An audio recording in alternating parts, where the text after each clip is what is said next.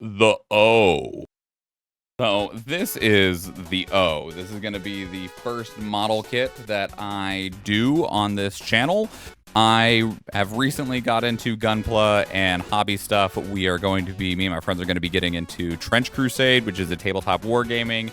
And then my friends have just they won't shut up about this stupid show and these stupid kits. And I did build one in the past, which is this itty bitty little guy. This is the RX-78.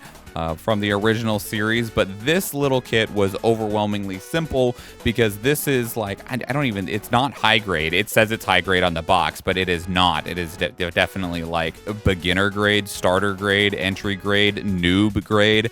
These kits were given out for free at Barnes & Noble as like a bring your kid thing. So I took my daughter, we each built one of these, and then it was at the end of the event, and so they had some extra left, and so they sent us off with a couple extra.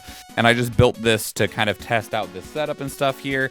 And I was like, that's a lot of fun. And someone was like, you should build more. And I was like, okay, sure, why not? So, but I was like, all right, well, what am I going to build next? This guy actually was at my local hobby shop. If you can't tell, his box has seen better days. And so it was marked 50% off of a discount price. It was the last one, and it was damaged. And they were like, here, I'll give you this for a song. And I was like, that's cool. I was just here for some supplies. So this is the O. I actually have already built the thing because I had recorded the intro to this video before I built it, and then I listened to it back and I was like, man, I sound bored and shitty, so I'm going to re-record this even though I've already done the intro. Anyway, so I have already built it, but it was meant to be a learning experience of me learning how Gunpla works, because I was always really put off by Gunpla, not because of the anime aesthetic or the designs or anything like that, but because I had tried to build a model car when I was like 12, and it involved a crap load of super glue, and I hated it. And then it wasn't until we did this Barnes & Noble event that I learned that Gunpla doesn't use glue, and that was very eye-opening for me. And I was like, sure, absolutely, let's give it a shot. And so that was what the purpose of the O is. He also got to be the guinea pig for testing out every last small little thing, everything from panel lining to clear coating to cutting up pieces to markers and inks and pens, and it was an experience. And so I'll stop talking so that I can continue talking in the outro and give you an opportunity to check out what I managed to accomplish. So without further ado, here you go.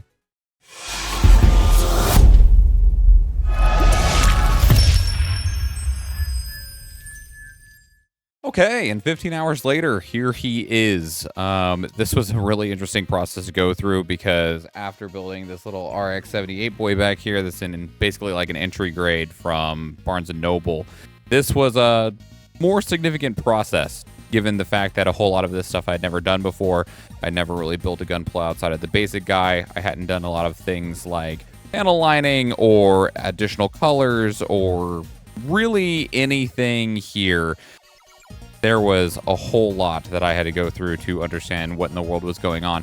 He isn't going to match his box art perfectly because I did not have a appropriate color to match the green of the vents. So I just made an executive decision to make his vents and stuff red instead of green because they had all of this being a green color. I did stick with the green here on this back vent because I had a lime green Gunpla marker. That's also what made these little fillers here.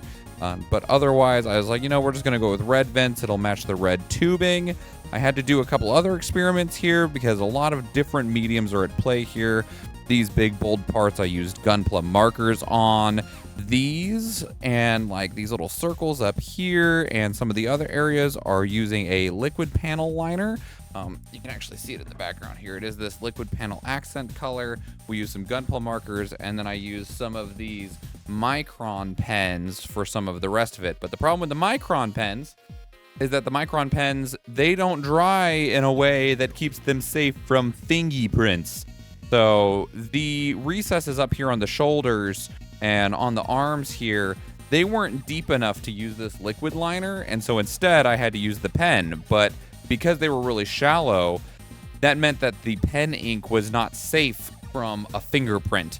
and you could just wipe it off with your finger even a day or two later. I tried to give it a lot of time to dry, and it still would not hold. So what I had to do instead was experiment again and go with a clear coat over him so that the pen would hold, essentially, and I wouldn't have to be worried about something happening to it.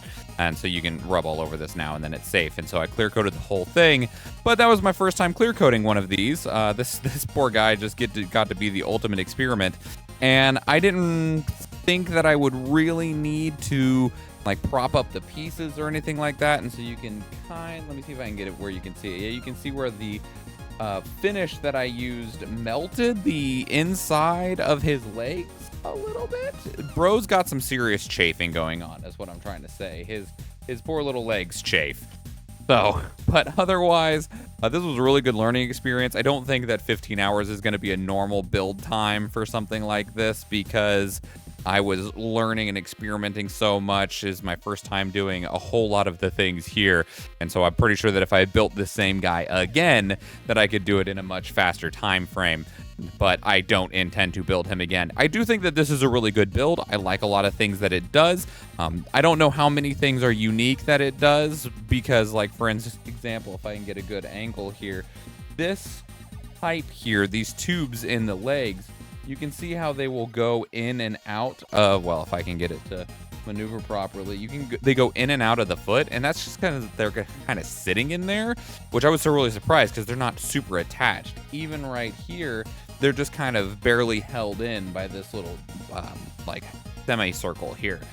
Ultimately, though, I'd give this guy probably like a 7 out of 10. The couple of reasons for that is that the front arms, the skirt, whatever this is, he's got little arms in here, right, that you can put his extra beam sabers in, and his beam sabers are actually pretty coolly stored right here. I'm gonna leave them in there though, so that I can actually maintain pace here. His beam saber, he can hold the beam sabers here, and then he has 2 more that he can hold in these front arms. These front skirts don't hold for jack. Like, I don't know if it's something to do with my kit or what. They used to be even more floppy. Like, this is actually, of course, now that I'm filming, it's going to stay up. But most of the time when I was messing with it, yeah, here we go. Now it'll just flop around. This means that you can't do much with it. And especially when you extend the arm out so that it's not essentially propping itself up in the back. And when you put extra weight on it from the beam saber, this thing will not stay practically anywhere. This thing is an utter disappointment. This is even better than before, because when I clear coated it, I took it mostly back apart. I popped the arms and the legs and these little front pieces off so that I could get a nice even coating on everything. And that added a little bit of extra mass to the knuckle that slots in the middle here. That helped it hold on a little bit better, but not immensely so. And it still doesn't help much for posability.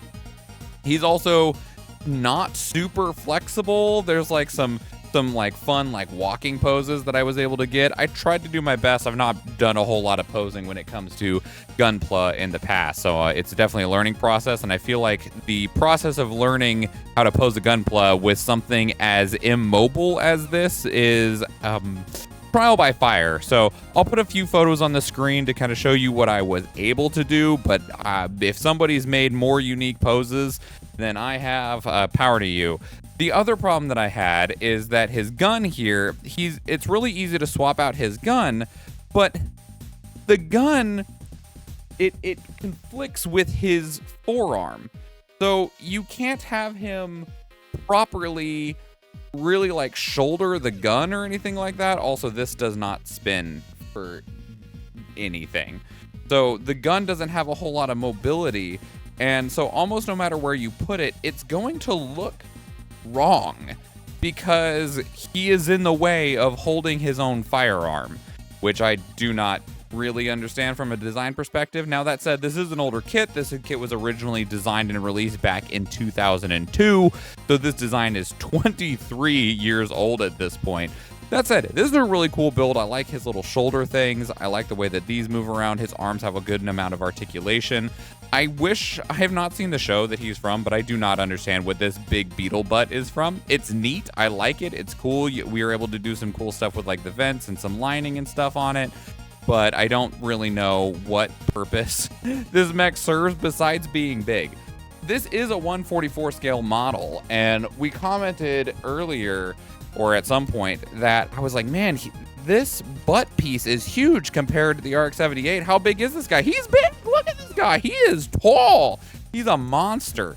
So yeah, I don't, guy's scary. That said, I've watched a bit of Gundam now, and it seems like most mechs that aren't like the main two just kind of come and go in an instant. Otherwise, though, this dude's really cool. I enjoyed building him a lot. If you want to see the full build, you won't be able to hear everything I'm saying during the 15 hours because some of it I was talking to friends, some of it I was just watching anime on the side, and some of it I was, you know, just murmuring to myself. But there is a full 15-hour watch of the build if you would like to see it. I recorded the full thing. I will put a link down in the description below for that. Also, there is a version that I have uploaded that I'll also include a link below that is that entire 15-hour build sped up to ×10 if you would like a shorter viewing experience so you can watch the entire build in about an hour and a half, but obviously my hands are going to be blazing all over the place. I'm also not intending on keeping this guy. I am going to be selling him in some capacity. That way I can continue to fund this hobby, just buy another kit and do this again. But that said, this was a lot of fun. I got to learn how to use a whole lot of my tools. I had done some research about like what's helpful and what's not for these kits and what's not helpful and what's most beneficial for Gunpla, which is why before I even started, I had like these liquid accent panel liners. You can see the Gunpla markers back here. I tried a few different styles of nippers. I'll include links, Amazon affiliate links to everything that I used if you want to take a look at it. I think just about everything I used ended up being useful. The glasses, the glass files, the nippers, the pens, the markers, the panel liners, even this little, this is a special tool used to separate Gunpla parts.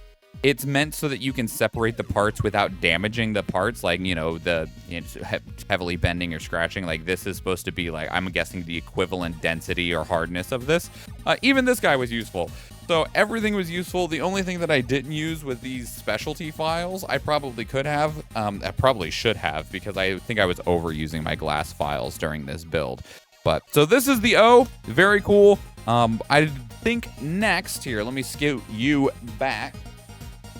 My next build, as I get away from the microphone, you can't hear me very well, it's gonna be this.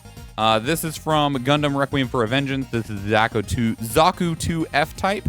We're going to do something a little bit different with this guy, in which I'm going to do some of the finishing touches before I assemble him, because one of the things that I learned when we were going through this was that some of this finishing and this panel lining and stuff would have been way easier if I would have done it while it was still on the runner.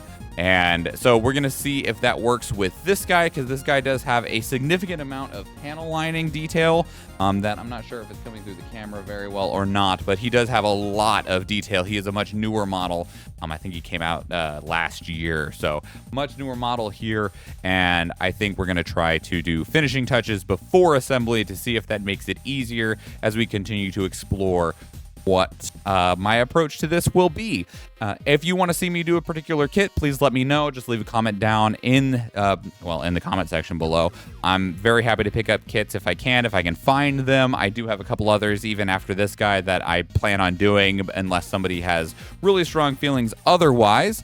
But yeah, so that's the O. Like I said, probably at best a 7 out of 10. It was a fun build, but it definitely just like leaves some things to be desired, both in terms of what you can do with him and also the build itself, because some of it does feel kind of janky. If you articulate the legs too much, those hoses will just pop out. And otherwise he seems fairly limited, and some of the design options between like the beam sabers and the guns, just it's meant to make you feel like there is variance in it, but realistically you can do so insanely little with this guy. I realized I didn't do a whole lot with the gun. I just kind of did his knuckles in the tube, but whatever. Anyway, it was my first time. So, you know, for my first time, it was a pretty good time. But let me know what your thoughts are. If you've built the O, I would love to know what your experience was. If you have any tips on what I could have or should have done differently, or how I could do some some better work on some of the panel lining. Like I said, I will, if I haven't already put them up, I'll put some more pictures up on the screen, and I will also have some available on my website, schwahn.tv, and please go check that out. There's a lot of stuff that I do. I am involved in way too many hobbies, and I don't know how to control myself, and so I just try to keep them all relatively collated in one place, which is my website, schwahn.tv. With all that said, thank you so much, everybody. If you enjoyed this video, please leave it a like. If you want to catch future videos, please subscribe to the channel, and if I do see you in one of the next videos, or if you happen to check out our Twitch stream, thank you and enjoy.